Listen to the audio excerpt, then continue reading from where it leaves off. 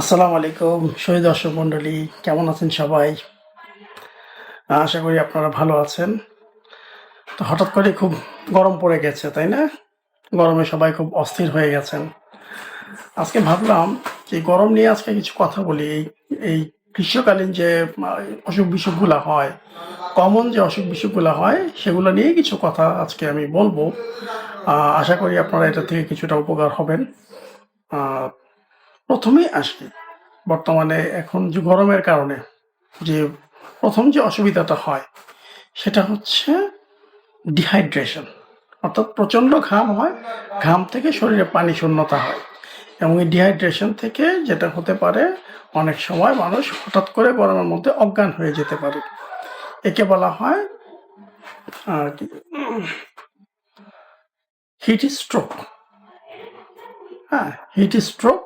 এটাই heat stroke হলে কি হয়, হঠাৎ করে রুগী শরীর প্রচণ্ড গরম হয়ে যায়, হাত পা গুলা কেমন যেন তার মানে ছেড়ে দেয়, মানে কোনো শক্তি পায় না, শুকনো খসখসে হয়ে যায়।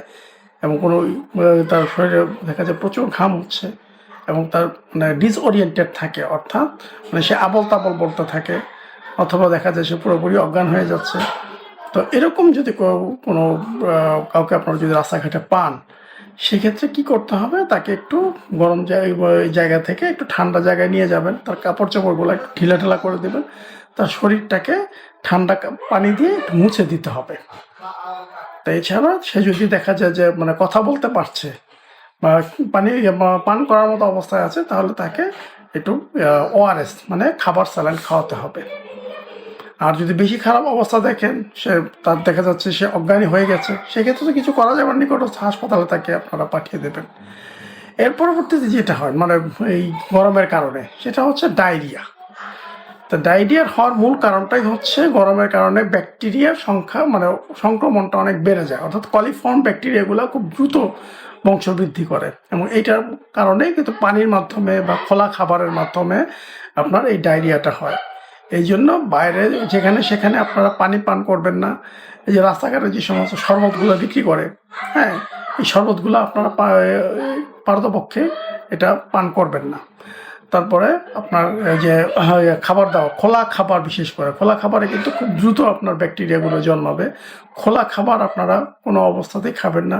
বিশেষ করে কাঁচা বা যে ফলগুলো কেটে রাখা হয়, হ্যাঁ, এটা যদি খুবই কাটার চেষ্টা করা উচিত, কাটার অন্তত আধা ঘন্টার মধ্যেই খেয়ে ফেলা, যেমন সালাদ বা বিভিন্ন রকম ফল, বা যে তরমুজ বা ফুটি বা বাঙ্গি, অথবা কি বলে আম হতে পারে, বা অন্য যে কোনো ফল যদি কাটা আধা ঘন্টার মধ্যেই এটা খেয়ে ফেলা উচিত। এটা বাইরে যত রাখবেন তত কিন্তু এখানে ওই ব্যাকটেরিয়া ফুলো ফর্ম করতে থাকবে।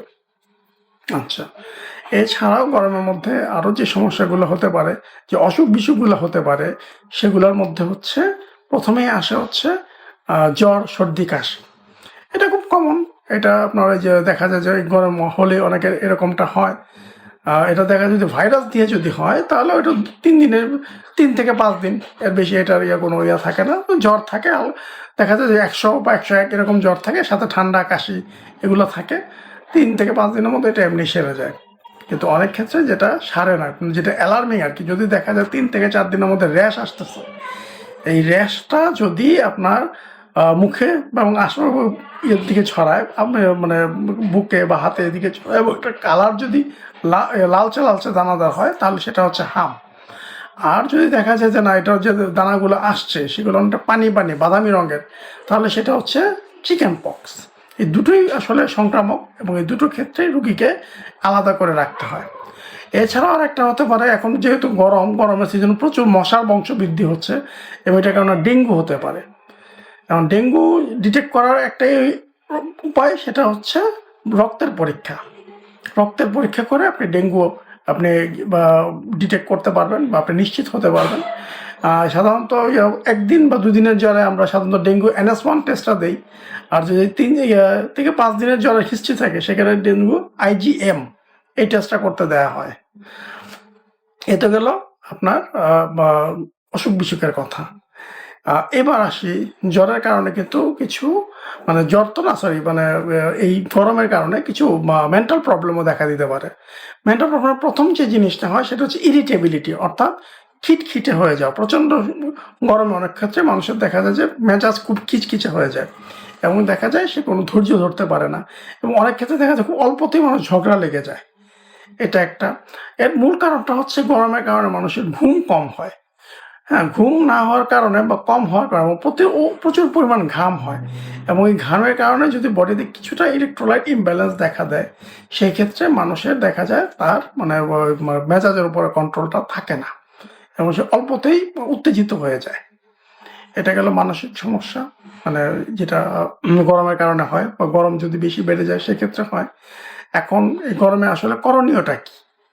করণীয় একটাই, যতটা পারা যায় কম, খুব বেশি গরম যদি পরে গরমের ভিতরে না যাওয়া, খুব বেশি এই গরম পরে এক্সপোজার না যাওয়া। আর যদি একান্তই যেতে হয় সেক্ষেত্রে কিছুটা প্রিকশন নিতে হবে, যেমন ঢিলে ঢালা সুতি পোশাক পরতে হবে, চোখে সানগ্লাস দেবেন, হ্যাঁ, যাতে বাইরের যে রোদের যে তীব্র আলো, ওই আলো যেটা, সেটা থেকে আপনাকে প্রোটেকশনের জন্য। তা না হলে দেখা যাবে যে ভ্রু কুচকে থাকবে এবং এটার থেকে আপনার মাথা ব্যথা হতে পারে। এই জন্য সানগ্লাস পরবেন, এবং মাথায় যদি হ্যাট বা ক্যাপ এটাও পরা যেতে পারে, এবং সরাসরি সূর্যের আলোটা যাতে শরীরের উপর না লাগে সেক্ষেত্রে আপনি সানস্ক্রিন ব্যবহার করতে পারেন, যাদের এটা সংবেদনশীলতা আছে, সেন্সিটিভিটি আছে। সেক্ষেত্রে তারা সানস্ক্রিন ব্যবহার করে, যদি দীর্ঘ সময় রোদের মতো যদি আপনাকে থাকতেই হয় যে কোনো কারণে হোক, সেক্ষেত্রে আপনি এটা ইউজ করবেন। এবং বাসা থেকে পানি নিয়ে যাবেন, প্রচুর পরিমাণ পানি পান করাটা খুব জরুরি এই ক্ষেত্রে।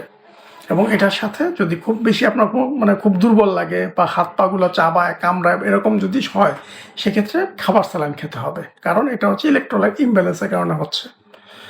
আপনারা খাবার স্যালাইন খেতে পারেন, অথবা যদি লবণ গুঁড়ের শরবত যেটা ঘরে বানায় সেটাও খেতে পারেন। আরেকটা আছে যেটা হচ্ছে আজকে আগের দিনে আমাদের দাদি নানিরা তৈরি করতেন, জিরা পানি। সেটা হচ্ছে তেঁতুল, গুড় এবং জিরা এটা মিক্স করে একটা শরবত তৈরি করা হতো। সেই শরবতটা আগে পান করা হতো, এরও এতে বডি ঠান্ডা থাকতো। এটা পান করতে পারেন। এছাড়া লেবু শরবত পান করতে পারেন। আর গরমের মধ্যে বেশ কিছু ফল খুব অ্যাভেলেবল পাওয়া যায়, একটা হচ্ছে তরমুজ, একটা হচ্ছে ফ্রুটি বা বাঙ্গি যেটাকে বলি, তারপর কাঁচা আম। এগুলো আপনারা খেতে পারেন, এগুলো রস করে খেতে পারেন বা জুস বানিয়ে খেতে পারেন, কোনো অসুবিধা নাই। তবে অনেকে জিজ্ঞেস করে যে রাস্তায় যে আখের রস যেটা পাওয়া যায় সেটা খাবে কিনা। আসলে আখের রসটা হয় কি, আখগুলো অনেকক্ষণ ধরে কাটা থাকে, এই খোলা রাস্তার মধ্যে এটা কাটা থাকে, এটার ভিতরে অনেক সময় দেখা যায় যে ব্যাকটেরিয়া গ্রো করে যায়, এবং এর ফলে কিন্তু এখানে কিন্তু প্রচুর জন্ডিসের ব্যাকটেরিয়া আসতে পারে। তো জন্ডিসে আক্রান্ত হতে পারে কিন্তু এই আখের রস খেলে। এবং আরেকটা হতে পারে যে কলিফর্ম ব্যাকটেরিয়া কিন্তু এখানে যদি থেকে যায়, সেক্ষেত্রে তার কিন্তু ফুড পয়জনিং হয়ে যেতে পারে। এই জন্য এটা না খাওয়াটাই ভালো। আপনি যাই খাবেন ঘরের খাবার, ঘরের বানানো শরবত আপনি পান করবেন, কিন্তু এই বাইরের যে খোলা হাওয়া যে আখের রস, এটা থেকে আপনি যতটা পারেন অ্যাভয়েড করবেন। তারপরে আসছি আপনার এই গরমের মধ্যে খাবার দাবারের বিষয়টা। খাবার দাবারের মধ্যে আপনি সহজ পাচ্য খাবার খাবেন। অতিরিক্ত তেল মশলা জাতীয় খাবার খেলে আপনার নিজেরই খারাপ লাগবে, ভালো লাগবে না, পেটে উপর দিকে গ্যাস হবে, উপর দিকে ঠেলা দিবে, মনে হবে যে শ্বাস বন্ধ হয়ে আসছে, এরকম লাগতে পারে। অ্যাসিডিটি হতে পারে, পেটে যন্ত্রণা হতে পারে, এবং আপনার কাজে মনোযোগ হারিয়ে ফেলতে পারেন।